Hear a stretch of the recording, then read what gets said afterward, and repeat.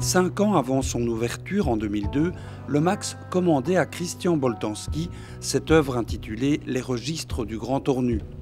Cette première pièce de la collection du Musée d'art contemporain ouvre aujourd'hui cette nouvelle exposition conçue comme un parcours qui se termine par un énorme terri composé de vêtements. J'ai fait cette pièce qui est une sorte de grand monument, les registres. Et ce qui m'a encore touché il y a 2 jours, c'est qu'une femme m'a dit « voilà mon père ». Donc il y a encore des gens qui se souviennent de ceux qui sont sur les containers, sur les boîtes des registres.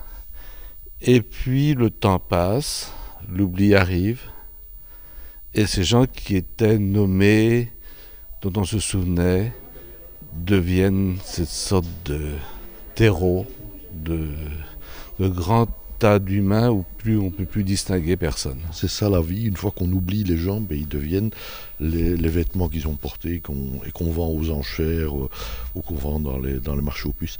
Et Christian, on a beaucoup bavardé, il est bavard, moi aussi, donc on a beaucoup bavardé, et on est parvenu à imaginer que cette succession de salles qui sont, je pense, une des expositions les plus émouvantes qu'on ait faites au Grand Ornu.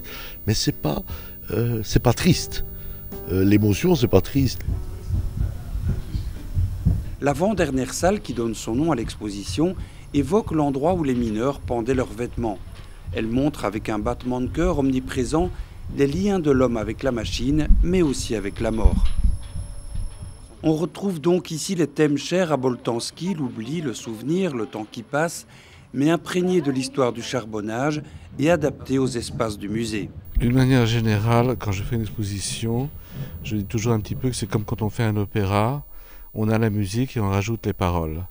Et l'espace est comme la musique, et tout le monde, je compose l'exposition par rapport à l'espace, et j'essaye de faire une sorte de chemin à travers cet espace.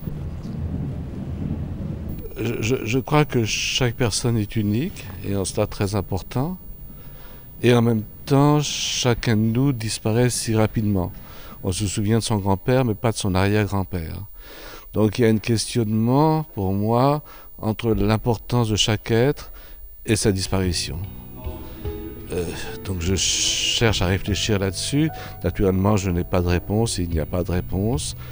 Mais chacun peut donner la réponse qu'il veut. C'est à la fois une exposition sur le déroulement du principe de la vie à la mort, et puis principalement sur la vie qui est faite pour oublier, pour passer à autre chose, parce que heureusement il y a des plus jeunes qui suivent derrière et que c'est une bonne chose.